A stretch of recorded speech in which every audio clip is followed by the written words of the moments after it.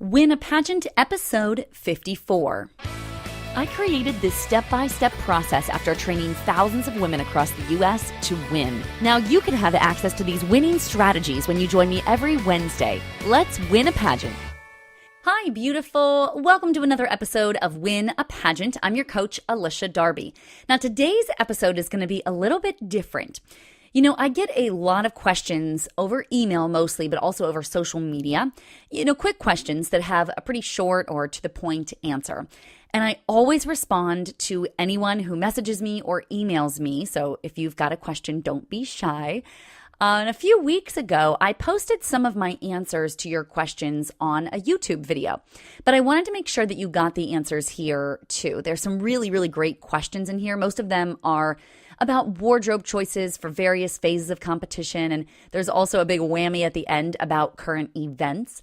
So in a moment, I'll play the recording of my answers to those questions. So also, please excuse the audio of this. I wasn't using my fancy microphone because I was doing it through YouTube, so it's a little bit staticky, but the content is still really useful, and it's a quick one, quick answers to really powerful questions.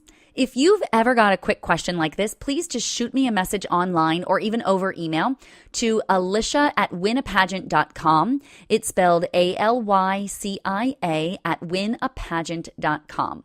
I really hope you enjoyed this episode. I will see you next Win a Pageant Wednesday. Ladies, let's go ahead and jump in. I've got my 10 questions for us here. The first question is, what are the best colors for interview outfits? So interview is typically done, this is like when you're thinking of like a private interview experience, it's like one-on-one. So it's usually up close and personal rather than on stage. So that's how I'm going to approach this question. So you want to think about solid colors. Just in general, solid colors are easier on the eyes. If you walk in this bright flowery pattern thing, it is really difficult to just focus in on what you're really trying to say. So my preference is always solid colors. Right now, I love the color blocking. So if there's like, if you wanted to do like something that had like a different color here that was like then split here, and then it had like a cool design like going into your waist in different colors. Color blocking is really cool. There's no perfect answer for this. It really comes down to the way that you look. So what's your hair color look like? What's your skin tone like?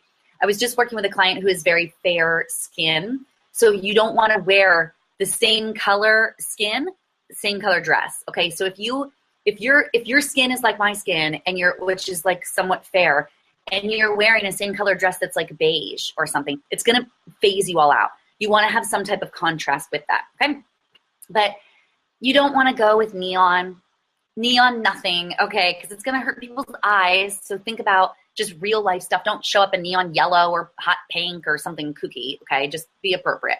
But as far as which color for you, it really depends on your skin tone, your hair, so ask your stylist. Okay, the next thing, do I have to wear those nude tippy tops for swimwear? So Chinese Laundry has this shoe that's called the tippy top shoes, and they're beautiful, and they go with everything because they're beige. I believe that they're patent leather. Maybe you can get them that. But they have literally the platform is like 2 or 3 inches big. You do not have to wear this shoe. The reason that women wear this shoe is because it really does go with everything. So it's like one shoe for the whole year. You can be wearing this to appearances and across stage and all this stuff, but you do not have to do that. So if you do that, make sure that this is a shoe you can walk in, that it's not too tall for you, the platform or the heel itself, and that your foot's not sliding out, okay? It would be ugly and annoying if the shoe does not fit in any way, and it's such a big shoe. It's like the platform and the shoe, the heel, it's like a giant shoe. So if it doesn't fit, it's going to be very obvious. So do you have to wear that shoe? No, absolutely not. Okay. Does it matter if I wear shiny or dull, like she said, maybe matte is the word, shoes for interview? It does not matter. From what I've been seeing right now I am not a stylist. I always rely on my stylist for things like this, Ronnie Weaver. If you need her, go to her. She's incredible. But because I don't follow trends of fashion, but I can say that right now I'm trying not to wear shiny shoes because they're not very popular right now. So I would wear matte It keeps them very toned down and things like that. But I've worn patent leather shoes before, so do you have to wear No, it doesn't matter. Whatever flows with the outfit.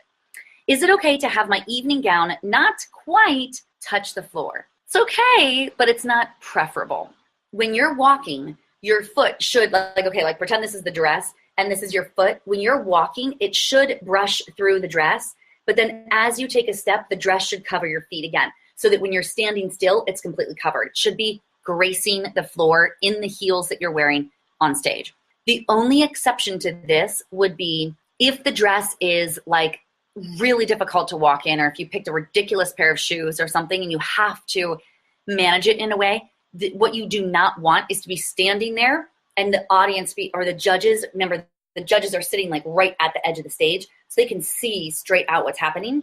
You don't want your dress to be like this much off of the ground. It's going to just look kooky, okay? It's supposed to be touching the floor. Look at the red carpet. When you see, I was going to say guests. Well, yeah, I guess guests, celebrities on the red carpet, their dresses are touching the red carpet. They're not hanging up off of it, okay? So think about it like that.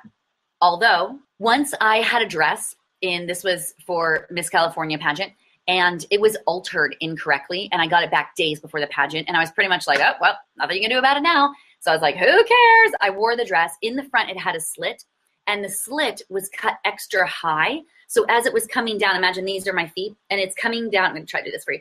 It's coming down like this, and it should have gone here and then graced like the floor. Instead, it was like, and like stopped short. Who cares? I just rocked that thing, and I ended up getting evening gown, the high score for evening gown that night. So at the end of the day, it's how you wear it. It's how you present yourself, and it's your confidence level, less about the evening gown. You guys know that's my philosophy. If I am competing in the same pageant 2 years in a row, can I wear the same dress or fun fashion or whatever? Yes, you can. The only thing is that there's probably a reason that attire didn't work for you then. And it's possible it's because it wasn't aligned with your brand, or it doesn't fit properly, or it doesn't look good, it doesn't flatter your style. So as long as you still are confident, you've gotten a million opinions, that you know that this is the attire that you look best in, that it fits you like a glove, that it's gorgeous in terms of color, that it absolutely fits your brand. So if you're still showing up with all those things consistent, then yes, of course, wear the same stuff. Like, who cares? Now, in general, people do say that the dress is really important. It's like wearing what you have wear on the red carpet. You're not going to wear again on the red carpet another time, right? So oftentimes girls want to switch their dress just because of etiquette, but you don't have to do that, okay? Totally up to you. The dress would be the thing I would say switching, but all the costume stuff, the fitness and the, fun fashion and all these swimsuit, whatever, those you can generally get away with wearing the same thing. Just be sure it aligns with your brand, okay? Don't just show up this year exactly like you did last year. That's going to be annoying for your judges. That's going to be annoying for everybody that's working really hard on this pageant, and annoying for all the other contestants. You have to have made some change, some development, some difference between last year and this year, some type of improvement. Number 6, do I have to get hair extensions? No, you don't have to get hair extensions. But for example, my hair, just as it is here, okay, I could style it and make it look cute just as it is. But for me, I would want hair extensions. I would want them to come down to like at least here, so that I can really do more with it. I can like have it blowing the wind, right? Like I can actually like make it work. Same thing, short hair is great right now, but you've got to know how to work it. It can't just be like the same old do you do every day. It's got to look stage ready. And generally, hair extensions make that a lot easier. What kind of makeup should I use? So this is so hard because there's so many different variables. Like, what does your skin really ask for? What does it need in terms of health and in terms of the glow? Do you need matte? Do you need something glossier to like light you up? So 2 recommendations for your pageant day: just hire a makeup artist. They know what kind of makeup you should wear, and you shouldn't have to be thinking about that, even if you end up going to Ulta or Sephora or something. For things that you're doing on your own anyway, your appearances, get a makeup lesson, okay? Call Kara, mascara. Everybody knows her in the industry, mascara. Okay, call her up, call Austin Ride, call somebody and get a lesson so you know what you're doing. They can help you to identify, okay, here are the types of makeup that you need, and here's what would work best for your face. Here's how to align it for your contouring and your structure, that type of thing. At the very least, go to Sephora and get one of those $50 makeovers. what are good snacks to have backstage during my pageant? So I always keep an apple because I feel like it's the easy. I cut an apple. I'm not like chewing it like this. I cut it small and just pop it in my mouth because I think that it actually makes me like, it gets stuff out of my teeth. Like, so if you're eating almonds or something backstage, it's going to get stuck like inside your teeth. So you don't want to have crackers and, you know, salty things and things like that. But I found if I chop an apple up, for me, that has worked the best.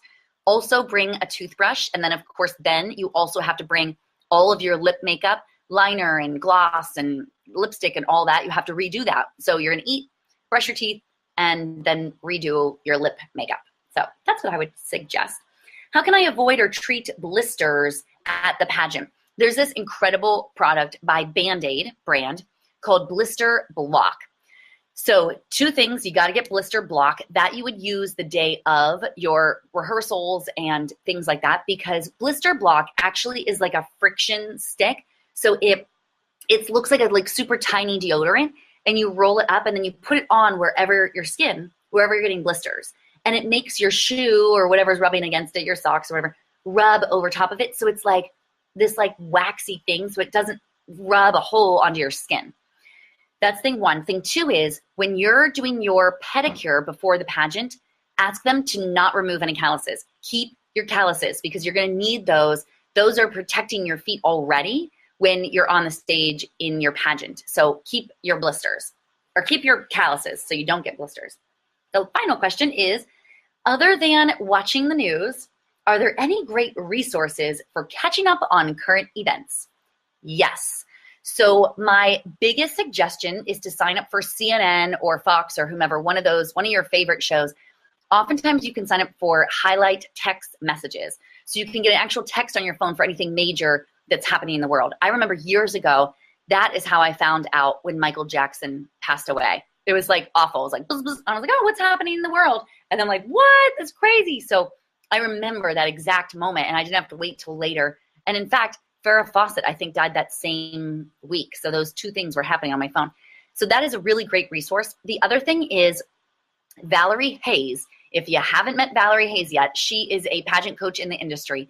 The greatest thing that she's able to offer is current events. The woman must love current events, and she's great at it. So she gives you little tips and things like that. My personal preference is I like to stay up. I have a general knowledge of what's going on in the world around me.